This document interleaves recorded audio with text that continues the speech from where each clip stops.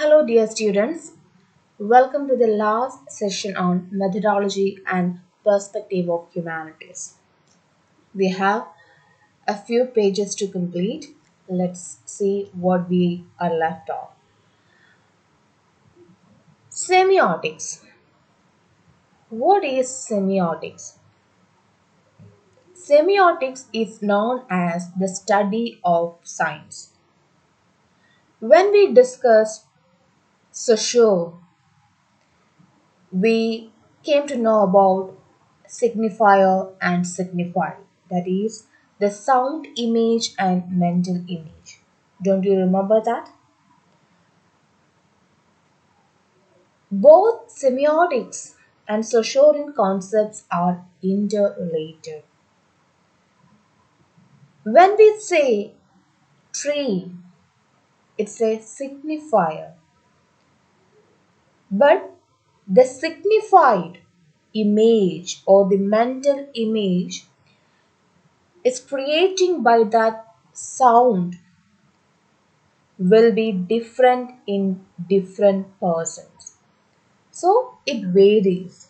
We know this concept. So that is why we are saying that the relationship between the signifier and the signified is arbitrary.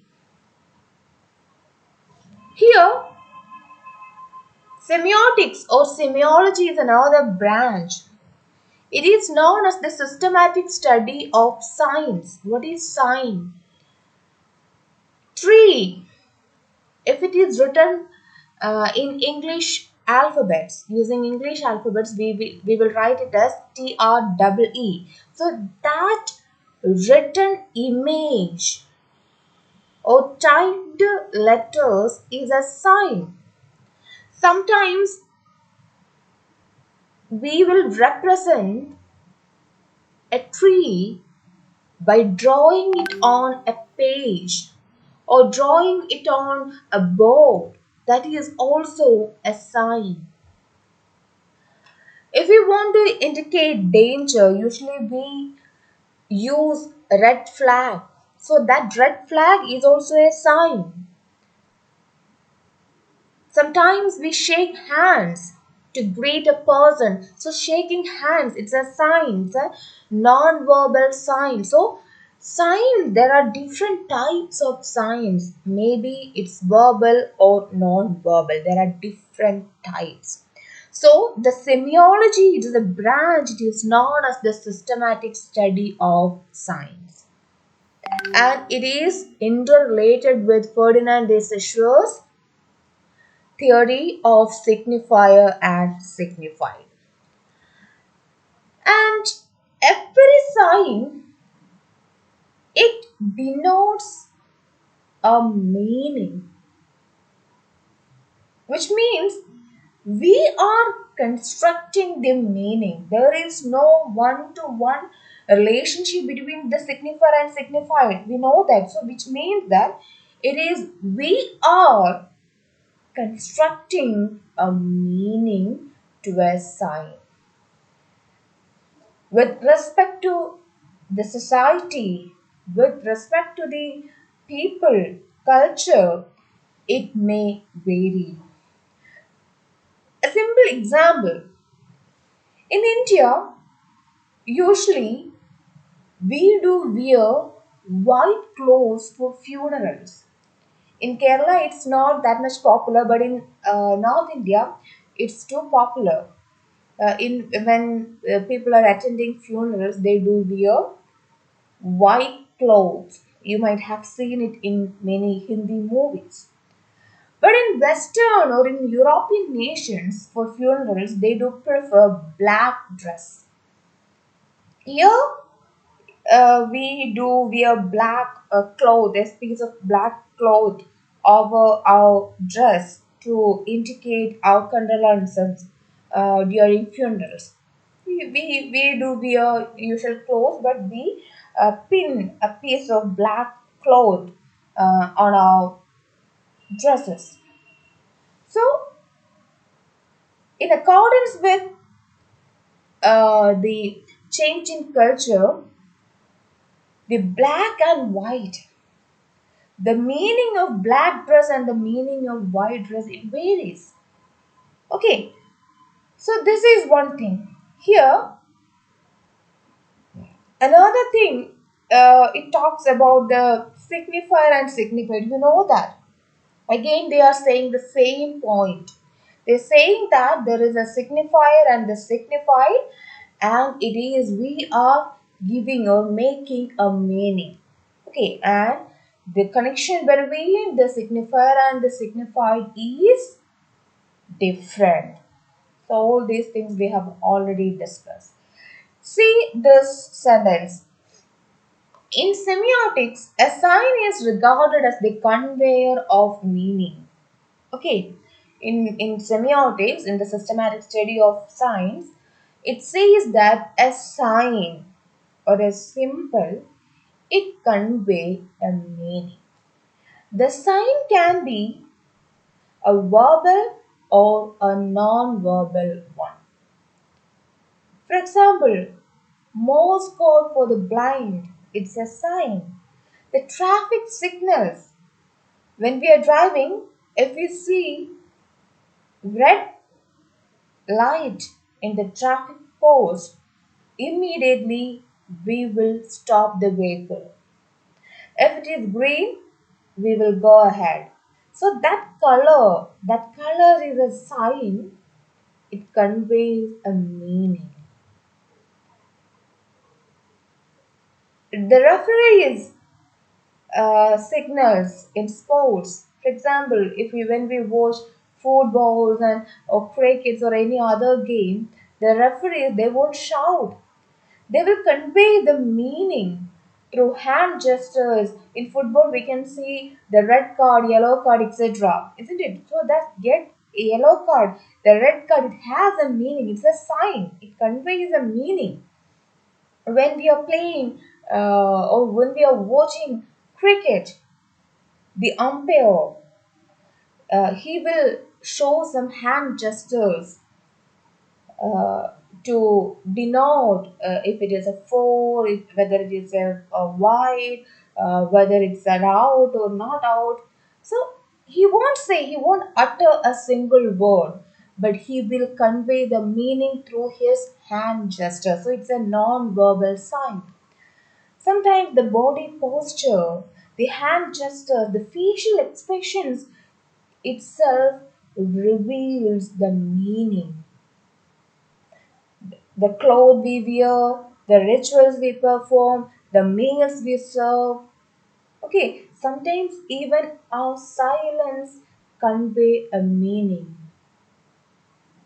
isn't it? So all these are signs, and all these signs convey a meaning. You are familiar with Ferdinand de Saussure. Today, let's get familiarized with another linguist whose name is C.S. Peirce. Okay, he identified three types of signs. Now you know what is a sign, and he said that there are three types of signs.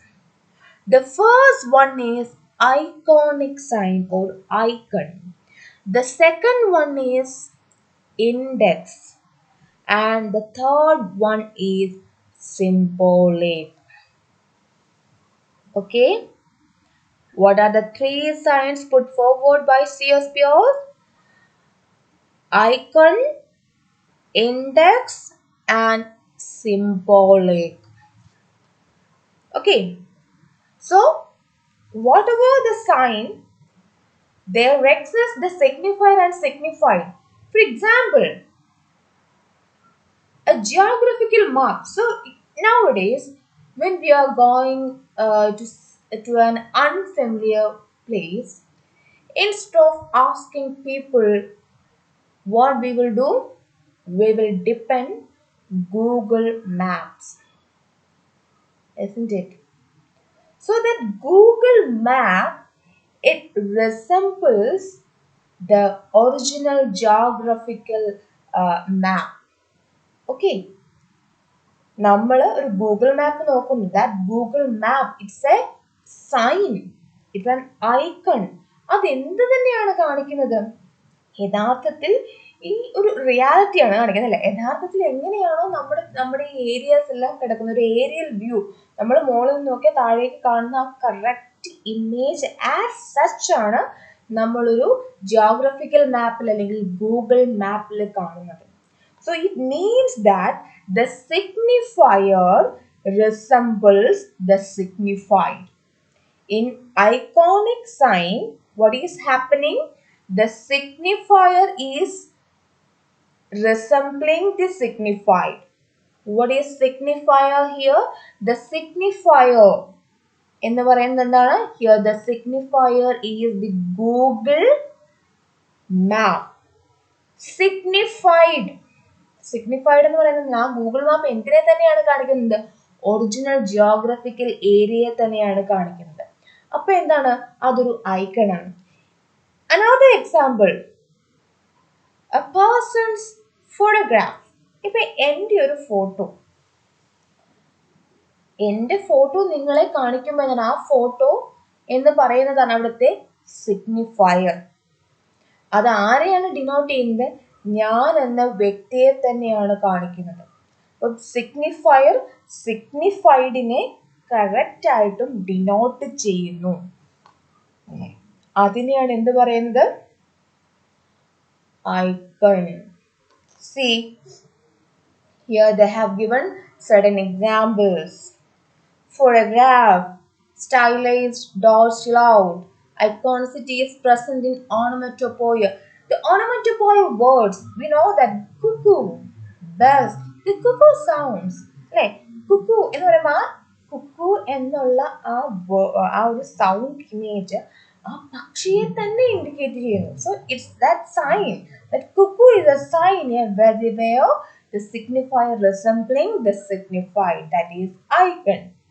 But in the case of index, there is a relation between the signified and signified, that is the cause and effect.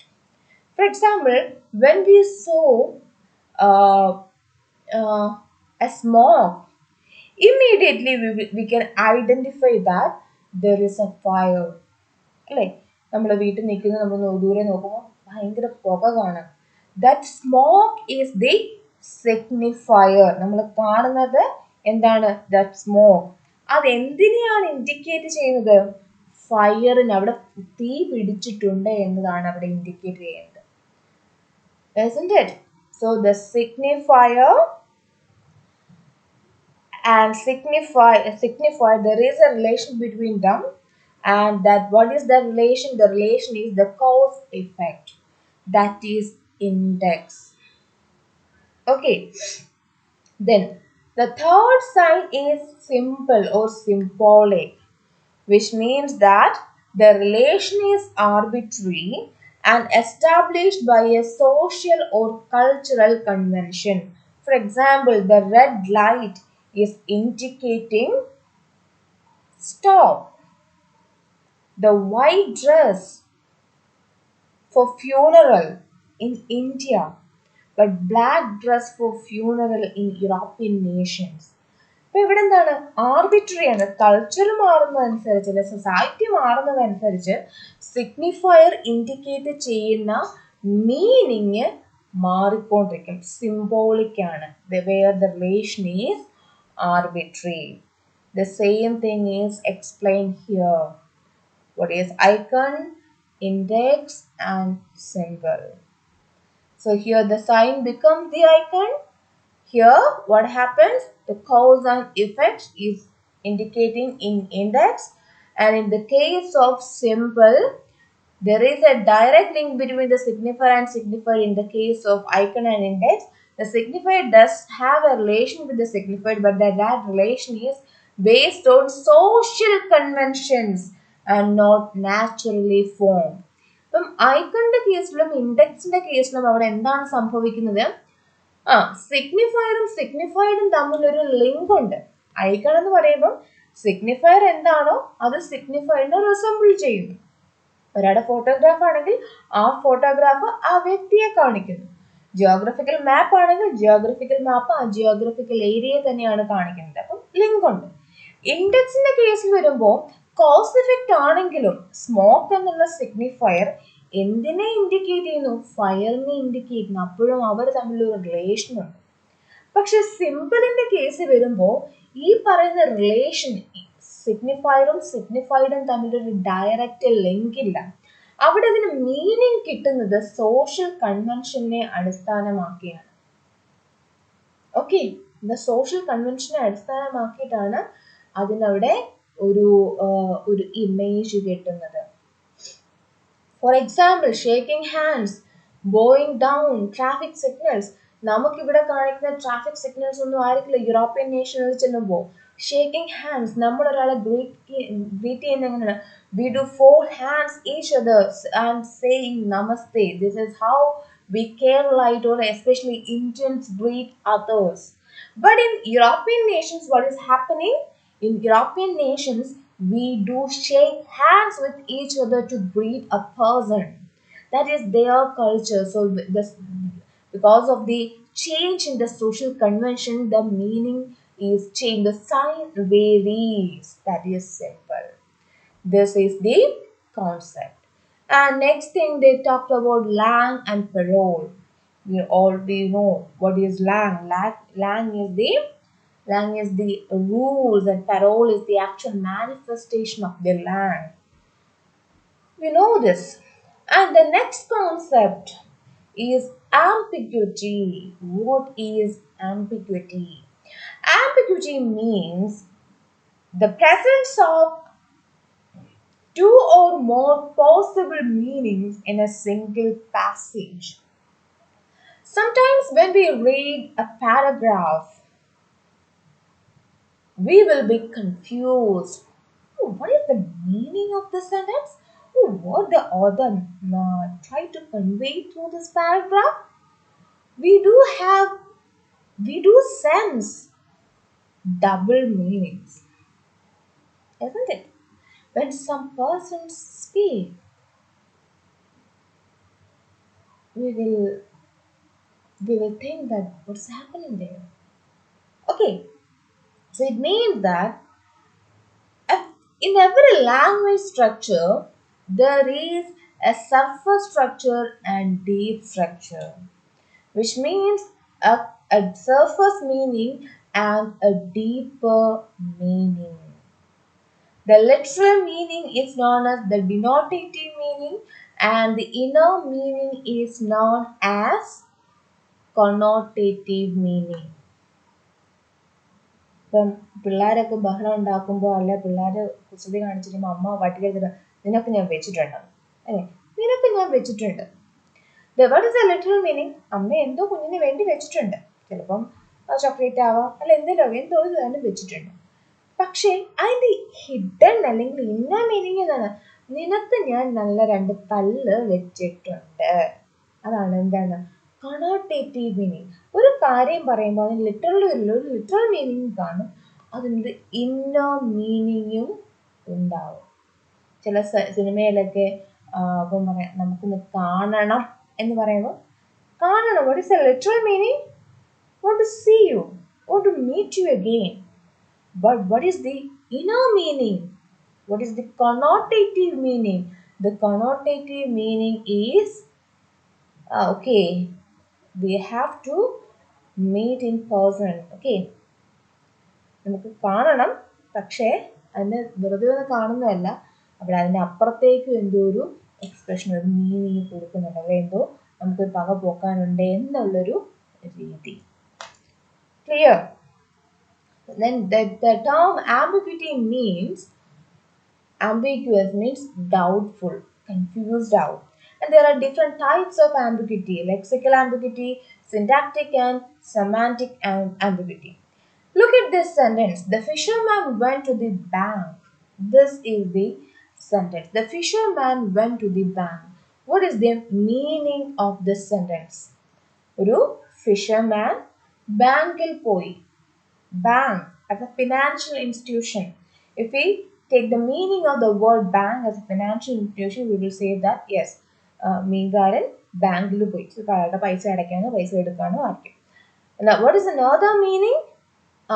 River bank, fisherman പുഴയോരത്തേക്ക് പോയി എന്ന meaning വരും. So, where it creates, that word creates an ambiguity. So, it is an example of lexical ambiguity. And syntactic ambiguity.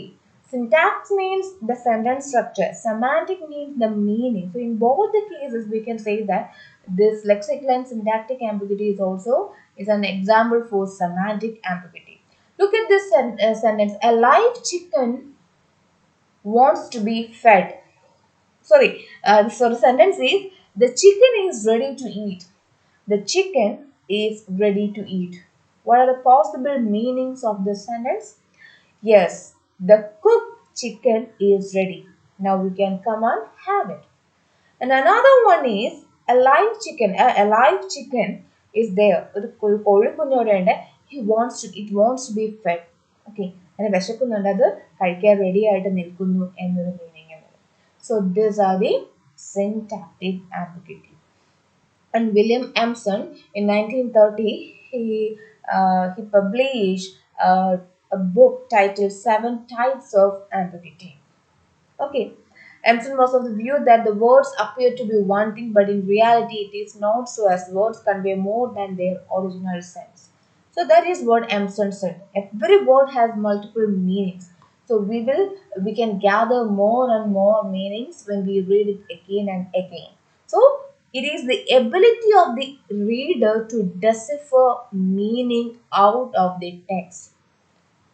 Okay, earlier this ambiguity is considered as a flaw of the writers. Later, it started to consider as a poetic device.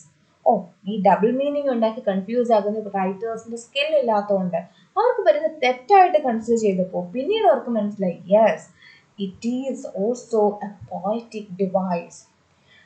With the development of new criticism and structuralism, with the development of all these theories, what happened?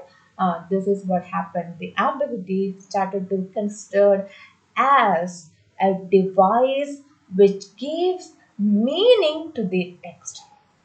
Okay, you know that in new criticism, we completely abandon the author and author's biographical details or historical details. We concentrate only on the text, what is written, and what are the poetic devices, what is the structure, what is the form, etc. So this ambiguity is also evaluated from that point of view. I hope this chapter, the second chapter in the paper titled The Methodology and Perspective of Humanities, is clear to you. And if you have any doubts, please feel free to contact me. And if you want to have a live sessions, please inform me. We will arrange a few live sessions to clarify your doubts. So before the live sessions, I request all the students to go through all the video lectures and prepare your own notes. Otherwise, it's going to be difficult for you to appear for this paper. So with this, I'm winding up today's lecture. Thank you for listening.